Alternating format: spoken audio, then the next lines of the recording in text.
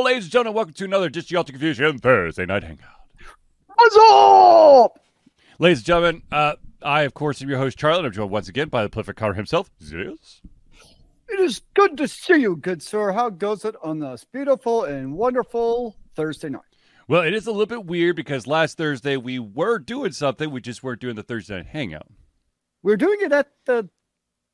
What time was it actually at? I don't remember anymore. 7:30. Oh, well, so it was during the same time-ish. Yes, ish. Anyway, so ladies and gentlemen, this, of course, is the Thursday Night Hangout. It's a live show where we try our best to cover the topics most important to you during the show. Of course, if you haven't submitted your topic, your question, or your opinion, please do so in the chat, and we will try to add it to the show. If we do, unfortunately, run out of time, we will add it to the very next show. So, without further ado, we're going to jump right into it. And that, of course, the quintessential jumping into point has got to be MomoCon 2023. Indeed. So, MomoCon 2023 happened this past weekend, Thursday, Friday, Saturday, Sunday. And it had a total of 48,000 unique attendees to the convention. There were plenty of panels to go around. There were plenty of indie games to check out. There were plenty of voice actors and plenty of shenanigans to go around. Indeed. I greatly enjoyed the MomoCon. Even though it was 48,000 people, it never really felt crazily packed. There were maybe a few potential layout conundrums that I think could be alleviated. But it was a nice and cozy feeling. Yeah. When you're walking around, you know, you had the vendor hall, you had the game hall, you obviously had the panel areas. Just lots of good, fun vibes all around. I really enjoyed it. It's always a good atmosphere. I like how they've expanded into the other areas of the Georgia World Congress Center that they were not in. And I think they started going there last year where they expanded in the vendor hall. I believe so. I think. I know it's not just the vendor hall, but but B hall. And yeah. So I think the bigger floor space will serve them better as time goes on, where they have very, very easily can expand their space to kind of, have bigger space to spread the people out. It was definitely a very good time that I greatly enjoyed. I would say the one thing that is interesting to me is they don't really have. I mean, I know I'm not a big anime person, so I totally acknowledge that when it comes from the names of the panels. Yep. But they don't have like big name panels. Like you go to some other conventions and like lines will be wrapped around the building trying to get in that one panel. They never really have like those big panels that half of the entire convention is going to want to go to. Well, I mean, it's a little bit it's a little difficult to figure out where those panels were, because there were some big panels that were packed to the gills, but it was spread out like all over the place. Like, I can't tell you how many times I was walking around the convention and I see this huge line. I'm like, what is this for? Because it was usually some like YouTube singing thing I found. There was a YouTube singing thing. There was some, a bunch of voice actors getting together to kind of like shoot the shit about yesteryear and whatnot. But you're right. You don't have the Doctor Who panel or the Star Trek Next Generation panel. Yeah. Not that it's a bad thing. I mean, there's a lot of really good. It's just different. Yeah, you're right. I would not say it's a bad thing. It's just a different thing, is how I would put it. Yeah.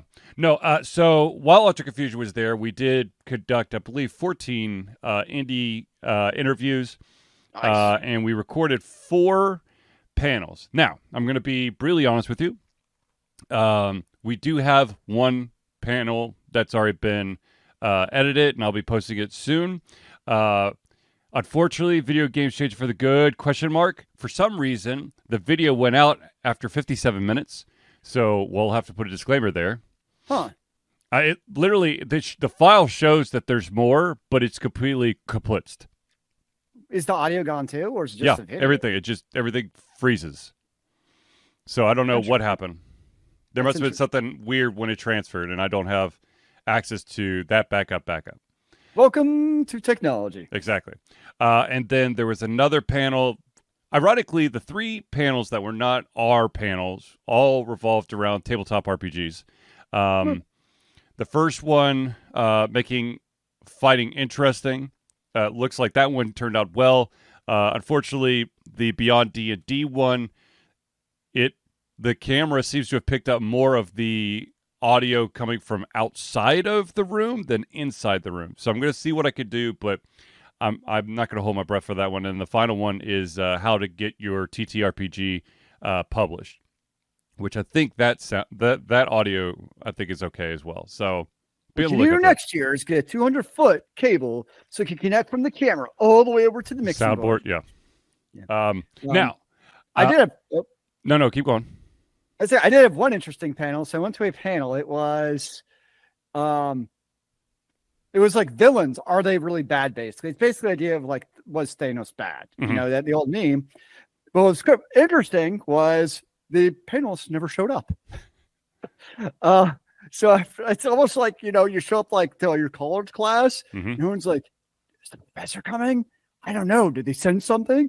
So 3 people who did not know each other at all decided to basically just get up and host a panel. Mm-hmm. But I'll say my having gone to MomoCon panels came in use because for some reason the mixing board was not working. So I got off my ass and was able to get the mics working for the panelist. But basically came a row of basically like half the audience like went up to the aisle and like gave their opinion of who was not really the villain, or like they didn't, or like they didn't do anything wrong. Now I don't watch a lot of anime, so I didn't get like honestly 95% of the references. Right, but that's okay. That's true. I did get the Last Airbender one. There you go. Okay, so but here's the thing. One thing that I've found out about MomoCon, for the most part, yes, there are going to be those individuals who can, you know, discuss things way over an individual's head. But the other thing is that there are a ton of people who are more than just anime lovers. There are certain conventions out there who you know, they're very strict with their fandom and find it really weird when someone has the ability to have a fandom outside of that specific fandom. I mean, it's still very anime heavy, yes. But like for someone like myself who's not really into anime, I still find it an enjoyable anime. Yes, it's still, I have fun. I enjoy walking around. You know, I just mentioned like they have the tabletop ones. They have the panel I went to, which could have been a clusterfuck, but ended up being entertaining. So there's still things to do. It's not like you don't like anime, don't come to MomoCon. Exactly. No, and I mean, of course, for all the confusion, it's beautiful that the indie developers section basically continues to grow. Like I said, we have 14 interviews, ranging from about 2 minutes long to about 8 minutes long. So there is a good kind of, you know, variance in there. And we got to look at or interview a lot of interesting games. There were 2 games, one a card game and one a video game revolving around corgis. There was a horror game. There was a kids game. There was a shooter. I mean, there was what was the Rabbit and Steel one? Was a rogue. The rating roguelike. Yeah, rating roguelike. So I mean, you know, there was just a very wide variety of games there, and it was fun to get to check them out and get to interview the individuals. I mean, it is kind of interesting juxtaposition where it is still very much an anime convention, but they obviously are trying to put the emphasis on other things like the indie gaming area, or the video game area that they have, where you know you could play whatever games they had, or they had like the large arcades. So they're still trying to cater to other fandoms. Yeah, and I think if like other, let's just say there's a bunch of people want to give panels about, let's just say Doctor Who or Battlestar Galactica, like MomoCon would be like, cool. Yep. Like they would be very open to any kind of the nerdy fandom things. One thing I did find interesting, so I was walking around the panel room or not the vendor hall, And I saw a vendor who I see at other conventions. I started talking about like and basically it's really cool. They basically do like pixel like artwork, but it's like Shadowbox style. Mm-hmm. It's really cool. But they're all based off of like video games and other stuff. And I was like, hey, do you got anything for Final Fantasy 14? The response was like, oh, we're still working on intellectual property rights with Sony and Square Enix, which I was a little bit taken aback. But it's like, because we've talked about it a number of times on the show, usually related to Nintendo smacking down IPs. But yet we walk around, vendor halls, and I think it's a pretty easy assumption to make that most of the vendors are not getting any type of IP approval to make their artwork. Right.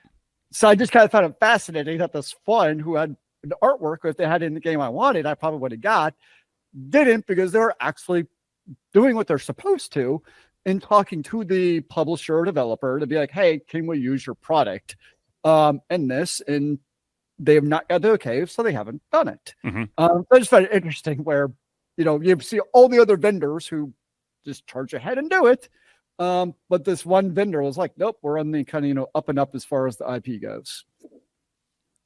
It's interesting when you actually see vendors going, a step above to make sure that they don't get themselves in trouble. Well, I would think it's also might be a bit of longevity of a vendor. That's like, true. If you're just like a casual artist who does it, for fun versus this is your livelihood. Yeah, that might also be a little bit different level of what is your kind of adherence to IP laws, because that can ruin your livelihood if you're not, if somebody does decide to be disgruntled with your artwork. Yes, agreed. But so I mean, overall, MomoCon was fun as always. I was extremely exhausted after 4 days straight of MomoCon, but it was worth it. I will remedy my one faux pas that I did this year, and that was forget to register for the red lot parking. I do not want to have to trudge all the way out to the yellow lot every single day.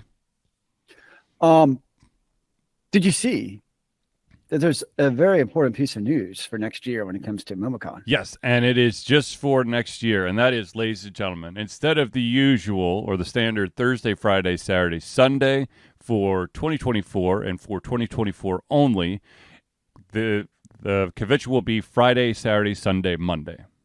Indeed. Yeah, I saw that. I was like, oh, so I'm guessing that, something about the World Congress Center probably is booked that Wednesday or Thursday or something, but it happens. And if you're going to get your membership, now is the time to do it for next year, because it's basically half price versus buying it like the day of. Yes. If you know you're going to MomoCon, then go ahead and get your ticket, because it saves you a shit ton of money. Like right now, a Saturday only ticket for next year, $60. Mm-hmm. Can you tell me, sir, how much is if you purchase it today, is a 4-day pass for next year? I do not know. $60. Well, there you go. So get your shit together, folks, and go ahead and get your ticket for next year's MomoCon. Alter Confusion will be back in a media capacity. It was fun. It was kind of a little bit relaxing not to have a table, but at the same time, it kind of sucked that we didn't have a table, because we really get to talk to. I mean, we literally were just like media talk. We didn't get to just chill with the regular convention goers and shoot the shit about video games. So that I kind of missed. We did get to do that at the panel.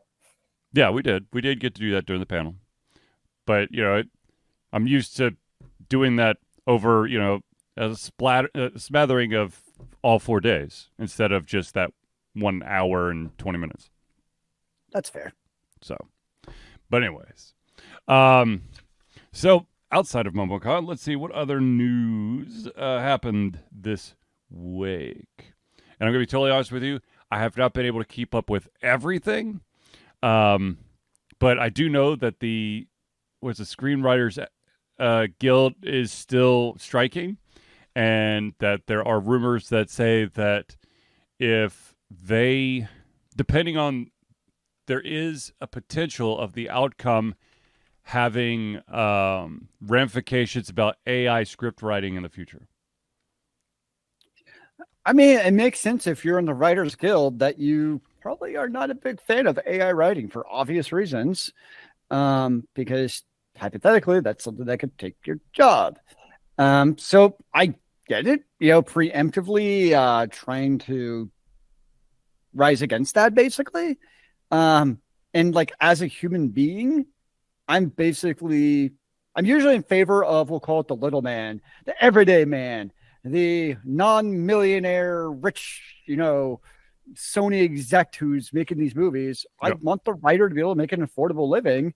And I think it's one of those things. I look at it as like, we use AI at our job. Mm-hmm. You probably do in some form or fashion. And I think it's good as a supplement. Like, help me out with my job without replacing the humans. Mm-hmm. Yeah, I think there's definitely certain ways it can assist without just, firing an entire party of people and be like, hey, I'm going to have a computer do this for you. I think that's probably how most people feel, honestly. Yeah, but I mean, it's smart of them to try to get that locked down now because, I mean, AI is coming. I mean, it's here. It's only going to become more entrenched. Yeah, its usage is definitely going to get ramped up, for better or for worse. Like, and we've discussed this before. There are definitely instances that that utilizing AI as a supplement can be, thoroughly beneficial. I know that there's quite a few dungeon masters out there that allow for the AI chat program to basically help generate NPC dialogue, which, oh man, we've been doing that since AIM. Yeah. The A America Online days, we would have the chat bots. Yeah, buddy. So, I mean, I hope that everything works out. The individuals, the writers behind all these shows are really, without good writing, you wouldn't have the show. So, I mean, that's why we watch the shows. Yeah, exactly. Yeah. So you need good writing with, good quotes and dialogue and all the other good stuff that goes with it. Now, speaking of publishers and all that stuff, there is a new bit of information that's come out about that game, RedFall, that it's just been getting canned left and right. And it turns out that RedFall was being, I think, created by ZeniMax as Microsoft was purchasing them.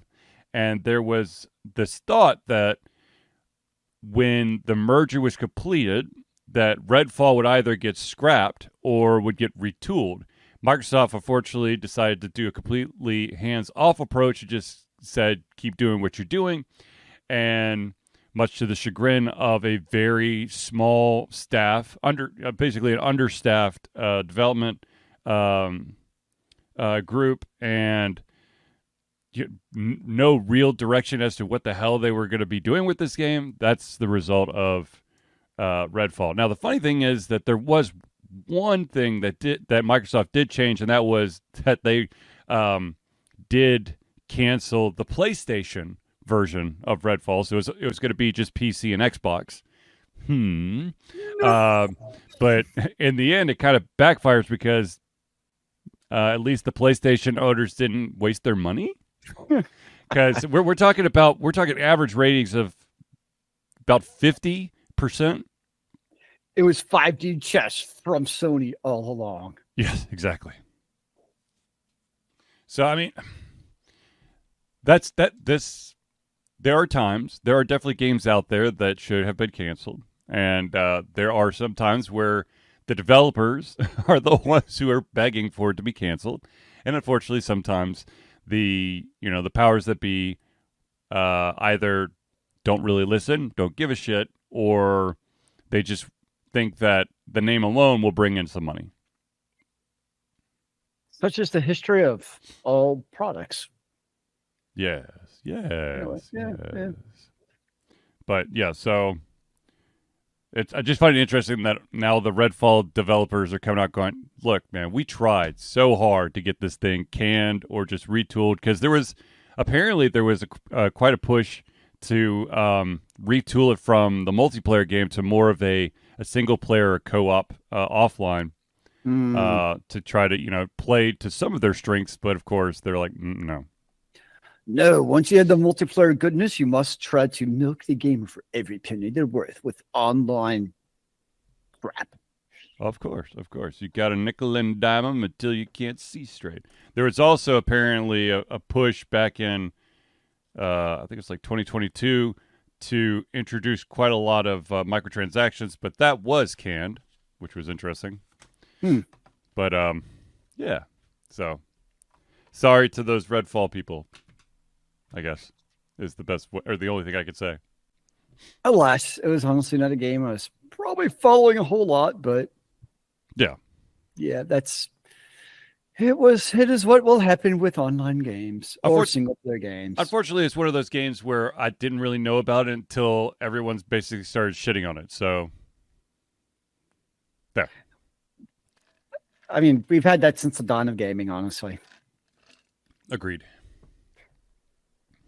So speaking of gaming, and this is kind of cool for those PC gamers out there, PC fighting gamers out there. I know that there's a lot of hype building up about Street Fighter 6 coming out, and it's gonna be the best of the best.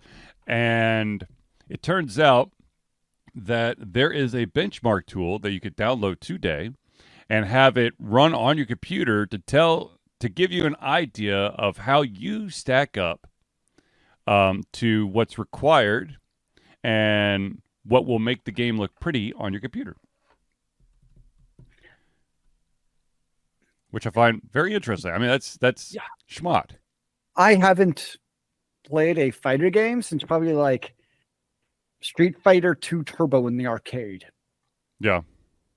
I could never get into fight. I never had the patience. I mean, I could always do the spam like A or like the defensive position. But like I never could learn combos. Like I just didn't have the patience to practice and memorize like 18 button sequences to learn the super master uber combos. Well, yeah, I think I bought Street Fighter 4 for the 360, maybe. I think the big one was Killer Instinct. I remember I had like nutty 40 button like combos. Mm-hmm. And it's just like, no. It's amazing. Or if you played Guilty Gear and you've got the one hit combo that if you could pull off, and if the attack actually hit, it was game over. No. Look, the thing is, I wish that more companies would do this. If it's going to be a multi-platform game, right? Like Street Fighter 6, and there's a shit ton of other games out there, and you as an individual who potentially has maybe one or two platforms, it would be nice to have a benchmark tool that basically said, if you try to play this game on this computer, it is going to run like shit, or you're going to be just fine. I would like that before purchasing. Well, I remember it was, what game was it? Phantasy Star Online actually gave you the character created before the game came out that you could then import into the game. Mm-hmm. That I appreciated. Yeah. No, some of these newfangled games, you can spend like hours on creating your character. It's kind of ridiculous. Yes, that's another thing. I mean, don't get me wrong. I love some of these like character creation tools, but there comes a time where I get so freaking pissed because I'm OCD. And so if you allow me to get that much detail in there, I'm going to sit there and try to, finagle every single little thing. And then by the end of it, it looks nothing like I thought it was going to. The one thing I won't mess with when it comes to character creators is like the face in terms of like the ears, the chin height, Mhm. the nose, those things I won't mess with because I just don't have the patience for messing. Like I'll find the preset face I like, Yeah. and then that's with like say like the hair or the eye color. Mhm. When it comes to like the face structure, I'm just like, I'll end up creating like a demon like whose face was stomped on by accident. Well, you don't mess with the lip thickness and the narrowness of the nose bridge and Nope. You're the gonna give me like a tick over here, man. I can't do it. the degrees of your ears off of your head. Well, okay, that I'll do if you got like the crazy long ears. Yeah. So like if you got the elven long ears, okay, you got me there. I've been known to mess with those. All right. There you go. Or like on the body, it's like you can mess with like the size of the trapezoids Mhm. or how long are the fingers. At some point, I'm like, I just don't care. But every single knuckle has to be perfect. And your right pointer finger needs 2 extra hair on each knuckle as opposed to the other hand. Because yeah. Yes, there's definitely customization overkill. But hey, some people love that stuff. So I mean, I'm not gonna. I mean, they allow for people who want to do it. Sure. Yeah. No, I'm more in your boat. I kind of just I look at the presets and then I might move like I might make some small change to maybe like the chin or maybe the nose. Yeah. But when it gets to like some of the like like the cheekbones and the eye sockets and all that weird stuff, I'm just like, no, thank you, I'm good. Yeah, there definitely comes a point where I'm like, I'm good. Yeah. So, but anyways, all right. So, some people may have, some people who are huge fans of League of Legends may have heard some very interesting news coming out about the North American leagues. It turns out that Riot is threatening to cancel the North American eSports season if the League of Legends players strike continues and a deal cannot be reached. So basically, here's the deal. There has been a kind of like the pros and amateur level of League of Legends, and there was for I think like maybe a year or two some kind of clause that said that each pro team has to have kind of like a like an amateur team underneath it. And then they removed it, and immediately a bunch of teams dropped that. I think there was like 14 teams, and now, or maybe it was 12 teams, and now it's down to like 7 amateur teams, and there's just a bunch of craziness going on. The Players Association did release a statement saying the walkout vote was overwhelmingly passed. This is not a decision LCS players have come to lightly. Countless discussions and debates were made between all LCS players in the week leading to this historic vote. One thing is clear from those conversations: our players want to play and compete above all else. Joining hands to put competition aside is a testament to the significance and urgency of the issues at hand. We stand at this impasse because actions were taken by Riot without prior communication or discussion with the LCS players. The LCSPA sincerely hopes Riot will avert this walkout by joining us in the coming days to have open and transparent discussions so that we can forge collaborative solutions to ensure the best future for the LCS and the NACL. And the NACL is basically like the minor leagues. I mean, I'll say kudos to the players for basically standing up for the amateurs. Mm-hmm. But I feel like, unfortunately, Riot probably doesn't really care about the North American pro scene as much as, like, say, the Korean scene or some of the other esports scenes, which are a much bigger deal than we have in the States.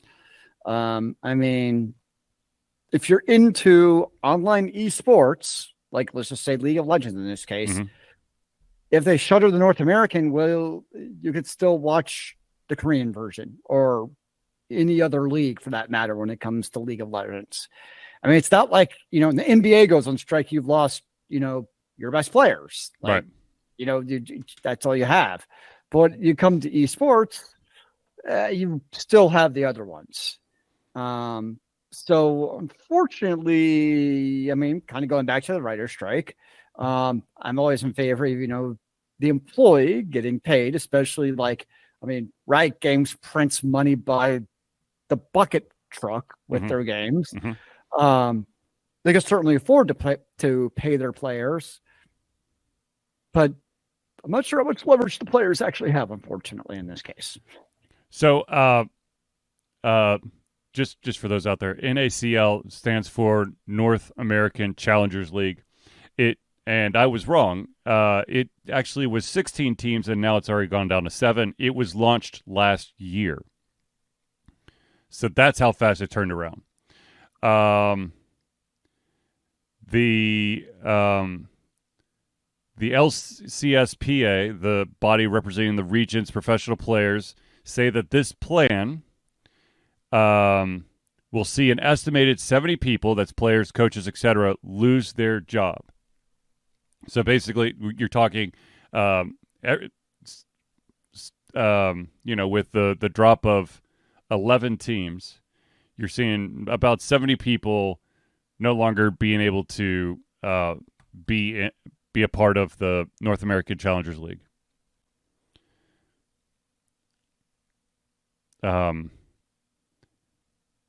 There's also some sort of other issue that's happening about some rule changes where there's some kind of, they're removing some sort of ranking for players, and this is basically allowed to this would allow for teams to basically field scab players. Scab players are basically the like if you've ever watched the movie The Replacements, when the football league goes on strike, so that the players go on strike, you get these other athletes to basically fill in for them until they can bring the real players back. And of course, they can't bring the real players back. Well, then they still have the scabs to kind of, you know, help feed the machine. So, yeah, that's no bueno. Let's see. The LCSPA has been aware for over a week of attempts to require teams to field scab players at the start of the season. We continue to actively reach out to players outside of the LCS with clear and simple message: do not agree to play for any LCS organization as a replacement player. This walkout is for the benefit of all league players in North America. Crossing the line puts all players' futures in risk. LCS, NACL, and amateur. Crossing the line undermines player negotiation power. If you have already agreed to a replacement contract, please contact the LCSPA for further counsel on how to navigate your situation. Because here's the thing. If this walkout continues, what's going to happen is that there's not going to be any North American representation when the League of Legends world stuff happens. And I'm sure that the League of Legends North American teams don't want to lose out on that money. So that's why Riot's like, you know, let's just make it so that, you know, we could help you field a team if we can't get these boneheads to see our way. I somehow have a feeling, I mean, I don't have the numbers, obviously, but like that the higher streaming, like Twitch or YouTube live players for League of Legends are probably more important to Riot's eyeballs for playing the game than the North American Esports League. It's just, it kind of feels like, when the Overwatch 2, or not Overwatch 2, wow. When Overwatch 1 was doing their whole, like, we're doing our, location-based franchises. Was it like 6-7 years ago when that first kind of came out, was like kind of the height of North American esports. Yep. And it really feels like since then, it's kind of becoming back to what it was, 10, 15 years ago, where it's more of kind of a niche thing. Some people are really into it. But it's, probably only your hardcore players are going to be interested or even kind of care about your esports leagues. And I kind of feel like, in this case, that's probably all right. It's kind of like, guys, do what you got to do.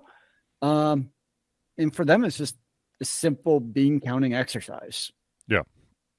What is going to make us the most money?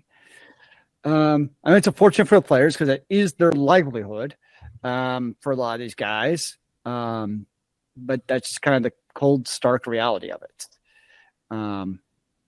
That North American esports just isn't that as popular as I think we thought it might be by now. It seemed like there was a time when it was going to become a pretty big deal. And now it's kind of back to being on the back burner, it feels like. Well, I think, as Americans, we want to be the greatest and the best. And, it's just like, I kind of equate it to professional soccer. Okay. U.S. has the Major League Soccer League. However, if the Major League Soccer League were to fold up tomorrow, there would still be a shit ton of top-notch soccer. Not saying that the MLS is not top-notch soccer, but let's be honest, when a soccer player, the MLS, does really, really good, they immediately get poached by probably one of the European leagues because that is the bigger pond. And so, it's nice when you see I guess the only game that I've really, it's probably changed since the early days of this, but in the early days of the Smite World Championship, it was the Americans and the Europeans who always brought home the goods. It was never the Asian teams. Now, if you look at, League of Legends or StarCraft or something like that, it's kind of reverse. Would be like the perfect Cinderella run of all time for an American team and maybe a European team to win, League of Legends World. But would anybody actually know about it? If an American team won it, then yeah, they would know about it for about a month, and then everyone after that would be like, "What was that game again? What did we do? We beat somebody. We did something. Did we actually win? I don't know. What did it matter? Bring me some football." Yeah. I think in the case of I think the other big thing with esports is it doesn't probably push the needle for the popularity of the game a whole lot. Meaning in esports, League of Legends League isn't going to bring new eyeballs to watching League of Legends. Mm-hmm. You're only going to really watch League of Legends esports if you're already playing it. Versus American football, that's something like random people watch because it's on at the TV at the house, so everyone sees the advertising for the eyeballs. Right. Well, yeah, absolutely. I think it's about marketing. And there's got to be, you have to find a way to make it, I don't want to say palatable, but understandable to the general public. If you could do that, then you can start getting, because as you said, if you're not into League of Legends, you don't give a shit. If you're not into Smite, you don't give a shit. If you're not into Overwatch, you don't give a shit. If you're, if you're hanging out somewhere in the U.S. during the fall/winter and there's a football game on, you may not give a shit, but you know that there are a ton of random people of all walks of life who will at least take a glance and be like, "Ooh, that looked cool," or "touchdown," because they know the vernacular. Why do you think the NFL's doing their first ever Black Friday football game this football season. Yeah. That exact reason. Yeah. People will either be out shopping and spending money or at home and spending money. And hey, why not watch some football while you're at it? Exactly. Yeah. And I, I just don't know how video games will ever get to that level. I mean, hell, the closest you're gonna get are those the Madden leagues, which are absolute trash in my opinion, but whatever. The one difference you may see is because now you're starting to see schools that have like eSports leagues. Right. That we did not have when we were growing up. No. So you are going to start seeing in about 5 to 10 years a generation of people start entering the workforce who grew up, with esports leagues in schools and kids who did it and played it. But, kind of as you alluded to, we are America, and like your traditional athletic sports like football and basketball and baseball are so entrenched in our psyche. Yep. That it's going to be very hard to overcome that. Well, you're still going to, look, there's a ton of amazing sports out there. That have been around for however long Zealeus and I've been around. And and the fact of the matter is that there are still the big three: basketball, football, and baseball. And if you live in the North, hockey. Or if you live in Florida for some weird ass reason, hockey. Outside of that, I mean, there's tons of sports that have, niche fandoms. And the big one now, it's pickleball, man. Yeah. Yeah, they've got professional athletes who are purchasing pickleball teams, which makes me scratch my head. Like, what? Whatever. Maybe that's what they're missing out on. Is our pickleballs. That's what we should bring to MomoCon next year. Like pickleball? MomoCon, you have all this room down God. in Hall B. You have plenty of space for some pickleball courts. No, thank you. No, thank you. You could have like a face-off between Cloud and Sephiroth to really see who is going to win the heart of Ares. Literally and metaphorically. Oh boy. I don't know what to say about that, Zealeus. I don't. Too far.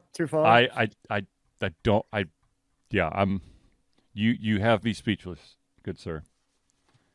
Speechless. But since I am speechless, I'm gonna cheat and look at something that I can give you a speech about, and that is, ladies and gentlemen, there are phenomenal individuals that help Ultra Confusion be the best that Ultra Confusion could be, and those are friends of the show. These are the individuals who have helped us in so many ways, and so every single Thursday night hangout, we'd like to take a quick stop and thank them for their amazingness. So let's start off with a company that was very, very visible at MomoCon because they are amazing individuals. That, of course, is the Indie Cluster. The Indie Cluster is an organization of independent game developers that want to gain exposure by being involved in the community. They collectively journey to popular conferences as a traveling booth to help gain attention for their games. They make partnerships in local communities to bring games to the mainstream mindset. They highlight local, unusual, and rare concepts to challenge the paradigm of the common. They also host events to teach kids and minority groups about game development to hopefully one day enter the industry themselves. For more information, go to indiecluster.com.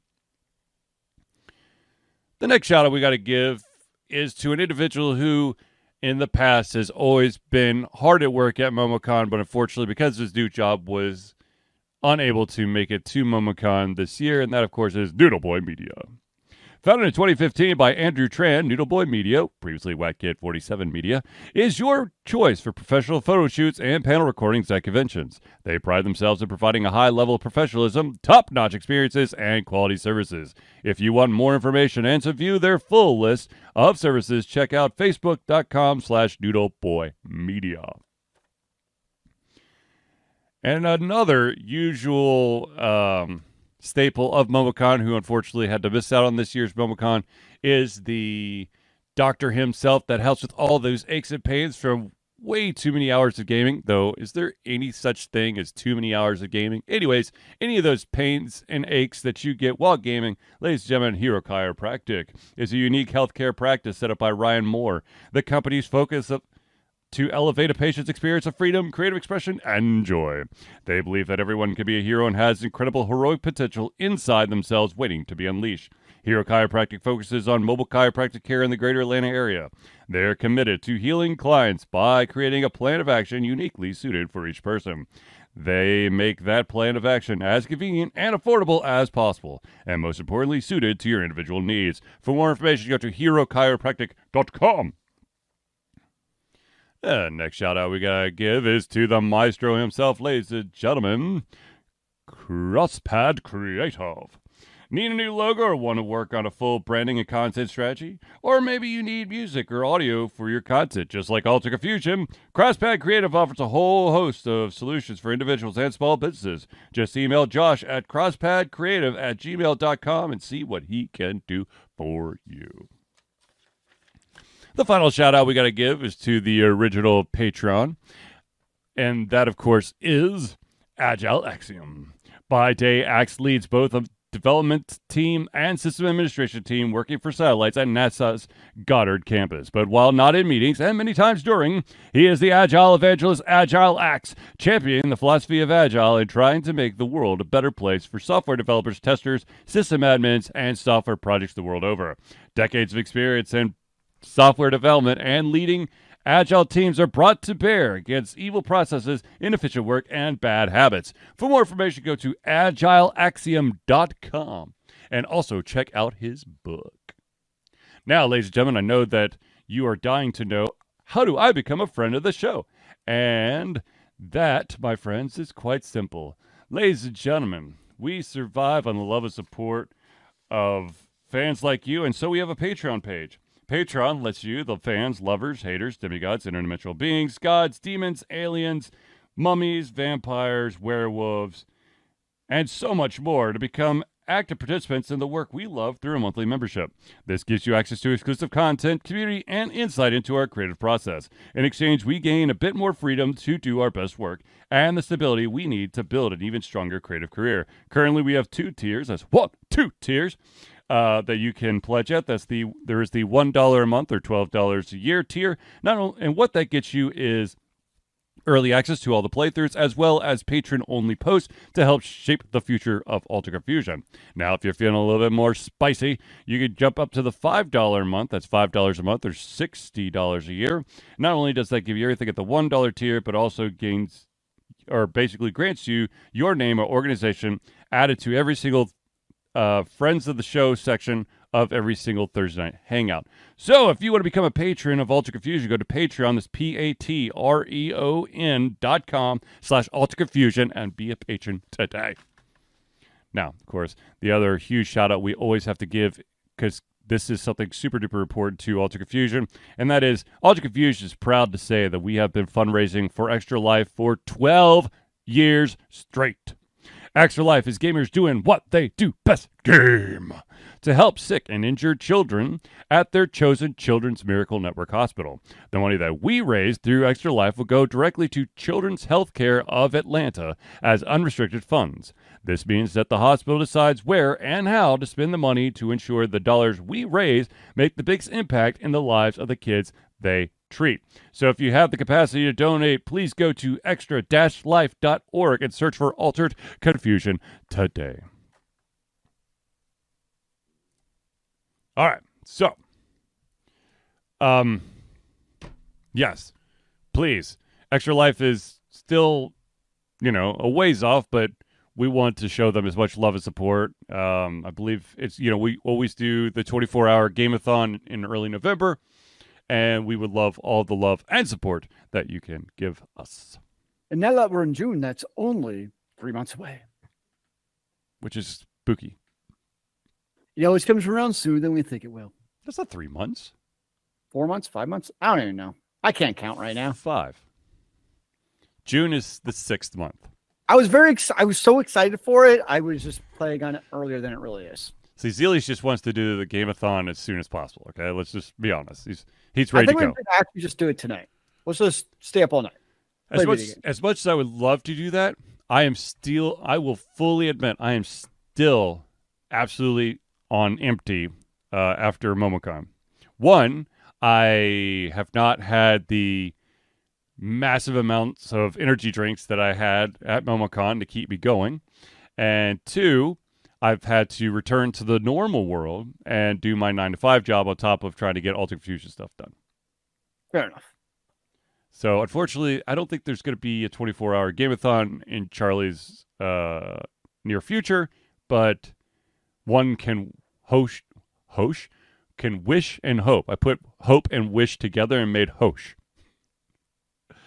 But I do the one thing that I going back to the MomoCon videos, the one thing I do want to point out, I know that I said that the video games changed for the good video was messed up, but it is nice to know that the one humongous Zealeus error was actually recorded. So we get to, harp on that. Wait, I made an error? Yeah, when you were trying to, you were talking about Defense of the Ancients, and you go, yeah, World of Warcraft 3. I said, no, Warcraft. He goes, it wasn't the original Warcraft. Like, no, it's Warcraft 3. There's no such thing as World of Warcraft 3. And you're like, oh, that was, ironically, that's basically right where the video stops. I cursed at that point. It's like, all right, I've had enough of this shit. So it's like, no more. I'm done with you. Be gone, Blizzard. But yeah. I don't know. There's going to be a lot that I've got to get through. I'm really excited about a lot of the interviews. Or hell, I'm excited about all the interviews. I really wish I had a little bit more time to like sit down and play some of those games. But I did. So some of the games that I did do interviews for is a game called Bug and Seek, which is the more like the kids' educational game where you're running around a town, you're trying to collect these bugs to basically create it's kind of like an aquarium for bugs. So an insectarium is what they call it in the game. Wait, learning? Yes. So the first time you catch a bug, it gives you a little bit of extra information. Then after that, it just says you caught another one of these. And it's pretty solid. I do also like the fact that developers were very open to critiques. Because I said, hey, this is something you should think about, and they wrote down everything, which was awesome. They were right. This dude is a dick. Why does he keep talking to me? I don't care. I'm just scribbling now. No, I think that they know that I know a thing or two about video games. So I played that one. I played the Retro Blazer game, which was the first-person shooter, kind of like it gave you that Doom feel, but with like the Borderlands type of like art style with like the heavy black lines. Style. Huh? Like the shell, it's the cell style. Yeah. Cell shaded, yeah. That was a solid game. I really liked the fluid feel of the movement. Now, of course, I sucked at the game and I died a lot, but it was a very entertaining game. I didn't unfortunately get to play the horror game. I kind of did want to. I didn't get to play the like the space kind of tower defense looking game. I didn't get to play that one. I got to play. What did I get to play? I'm trying to remember. I did get to play the game I think it's called Aaron's Gift. Yeah, I see you watching that. Yeah. Did you ever play the Mahjong game? No. By the time I got around there, he was gone. He was only there for a day. Oh, I didn't know that. Yeah, he was. Because the dude had he said a bunch of other games too. I remember. Yes, it was a bunch of RPG games. Which if you hit his website, it's a bunch of basically baby builders. So it's basically they're all like virtual baby like games where you kind of level up the baby. That's the RPG. Okay. Yep. That's not what I had in my head for an RPG, but I will take your word for it. Yes. I feel like there was another game that we interviewed. I mean the Dungeon Defenders guys finally interviewed Narn and his game. Nice. Elementalist? Elementalist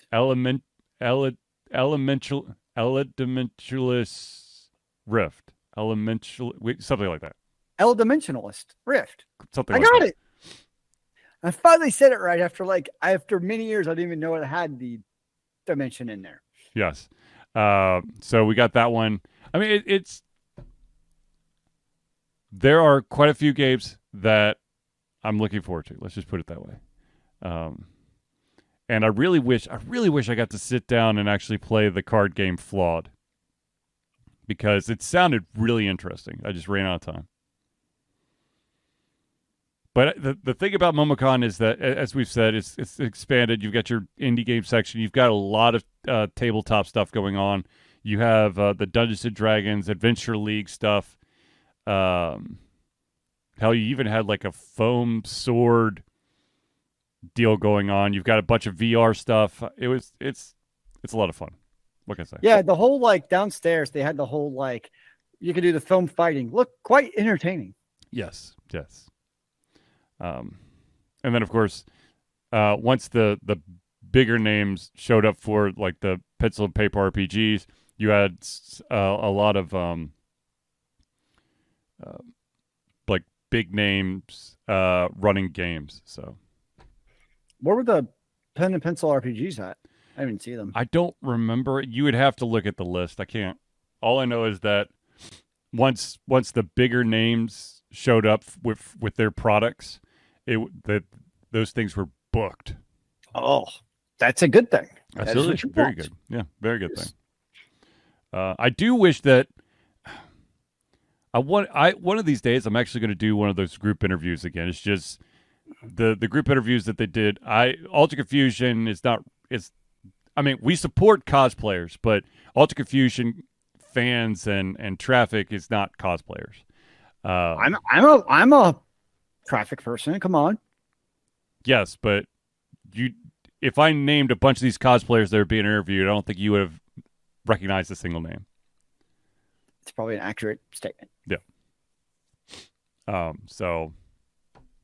Yeah, I was. Now, is that what most of the group interviewers were of the cosplayers? So I think there was about a third of them were cosplayers, and then like 2/3 of them were voice actors, and there was a couple of voice actors I'd be interested in, but unfortunately, that time was spent better interviewing the indie developers, which is of course Ultra Confusion's main focus. Of course, that is a very important part. So. Yes. So, but yeah, let's just say that in the days, the Thursday, Friday, Saturday, Sunday, the amount of steps I took equaled like a month worth of steps. You can lay in your bed for the next 30 days. If only. It's not how it works? No. Oh. No, it's not, unfortunately. But I will be returning to play Zelda Tears of the Kingdom this weekend. I've just been so drained. I started playing this week, finally, Final Fantasy VII Remake. Nice. It's a tight game. I'm enjoying it very muchly so. Yes. The unfortunate thing is when you get to the end of that and you can't continue the story and you just want to strangle somebody. It's like, wait, no, but there's more. Yes. How many parts? Is it a 2 or 3 part? I think it's a trilogy. 3? Mm-hmm. Good Lord. Like, by the time it was part 3, we're going to be getting to PS6 at this point. Maybe. Who knows? They're taking their dear sweet time. I don't know. All I know is that after playing that first one, I really want the second one. I do want the second one. Is there like an release date for it? I don't think so. Next winter. There you go. Next winter. So we got a while. Just a bit. Give or take a month or 2 or 7 or 11. Too many. Mm-hmm. I want it now. Yes. Is that too much to ask? Yes, it is too much to ask. Sorry. Not sorry. But it's the truth. Yep, we got a while. But what can you do? That's the story. Oh, video games. What can you do? Exactly. All right, ladies and gentlemen, I think that Zealeus, do you have any other topics you want to bring up? I've been looking at reviews of Diablo 4. And Unfortunately, for my potential wallet, they look overwhelmingly positive, honestly. Basically, everything about it, it has the the action combat that you come to expect from Diablo games. Apparently, that's always been one of the fortes, like all the other, live auction market house, the microtrans, like all the other crap aside, the combat itself has always been exceptional. Yeah. Like, you feel like you're a slaughtering machine who just goes around doing crazy action RPG things. Apparently, Diablo 4 is no different. I played the open beta, which I enjoyed. But apparently, the full game now just picks up on that is great. Because that's when you start getting to like the level 50 Paragon skills and other stuff. So based on that, there's a actually increased chance I'll get it. But I'm still at least going to wait till the real people actually get to play the game and see what they think. Because everything I've seen is that the battle pass, microtransaction crap, which on one hand, it's cosmetic only, which is okay, but still definitely rubs me the wrong way when you're paying $70 for a game and it still has the paid microtransactions. It's still very scummy to me. And I know the argument is obviously it's microtransact or it's cosmetic only. It doesn't actually affect your power, but it's still when you're paying $70 for the full game. It's different for a game like, Path of Exile 2, or not 2, Path of Exile 1 has a bunch of microtransactions for cosmetics, but it's also free to play. So I'm still going to wait and see. But everything I've read about it is it's looking pretty damn good. Sure. But first, I must finish Final Fantasy VII. And I will try to finish Zelda as quickly as possible so I can play other games. But I don't foresee that happening anytime soon because the game's humongous. I hear it's already like basically in one of the favorites for a Game of the Year awards. Well, the part, one of the mechanics in the game is you could kind of like piece all these things together and make these machines. And some of the designs and creations that people have already come up with are just amazing. Oh, that's cool. It's the coolest thing. At the same time, like, I would never be able to do that. Like, I would, yeah. Fair enough. All right, so what was your favorite thing you saw at MomoCon? My favorite thing that I saw at MomoCon. You just said favorite thing about it or saw whatever. Just favorite thing about it. Oh, that's good. I mean, I have to say that just the overall, like, I just loved being at MomoCon. The whole vibe of it, I enjoy it. Now, I wish there last year, because we were coming off of COVID and there was like mask restrictions and it didn't see as many people. I'd say that now seeing it at like, I guess, like full power, the all full speed up, they definitely need to fix some congestion points, some of the freaking escalators, like keeping yes. Once you're on the vendor floor, trying to get out of the off the vendor floor is nuts. Yeah, because like half the time the elevator bank close, like in the vendor hall, basically was like closed. Yep. It's like, okay, yeah, that was odd. And and Zealeus and I talked about this off air beforehand. The vendor rows didn't seem lined up right. And there didn't seem to be as many like volunteers helping with traffic as there have been in the past. So there was a lot of congestion in random ass places. The good thing is the vendor aisles were spaced well enough. So when you're walking in the actual aisles, you could pretty well move. I mean, you'll always have your typical blockages when it's busy, but nothing crazy. Right. What I saw on the traffic flow is what you're alluding to with the weird aisles is where you had the artist alley, was just oddly laid out. Yep. And the odd layout created bad traffic jams that were just not necessary. It's almost like what I actually like what they do at Dragon Con is they have like a separate pop-up artist alley that's separate than the main vendor hall. And I really like that because you're always going to have your vendor hall where you can buy your normal wares, right? Right. But like I actually make my own art stuff is a different kind of section that's what I go to a lot for the vendor hall is that stuff. And you kind of separate that a little bit. And I think they could have done that. They kind of did that, but it actually made the traffic flow worse with the way they did it. Yeah. Because it was just so oddly, because like aisles were just back to each other. So like if you were at one stall, you were actually backed up into another aisle. Yep. So people trying to walk around couldn't. And it just created really weird traffic flow issues. Yep. But like you said, there were so many more people this year than last year. I mean, that's just something that I'm sure they learned will be fixed for next year. Like I have no concerns about that. Yeah. I also, to be totally honest with you, I feel like without Ultra Confusion being there, the fan table section wasn't the same. I don't even think I honestly walked by the fan table section. I walked by a couple times just when I was trying to stretch my legs because you have to go by there to get to the Walk of Fame. Yes, you do. Yep. But that's true. But it was as always, like I said, it's a great convention. Yep. I do kind of miss that they relayed out the way you get to the CNN Center. So it used to be like the way you would leave the convention hall, you basically had to walk past a quad. Yep. And kind of I'd say my one legitimate, and maybe not legitimate, not the right word.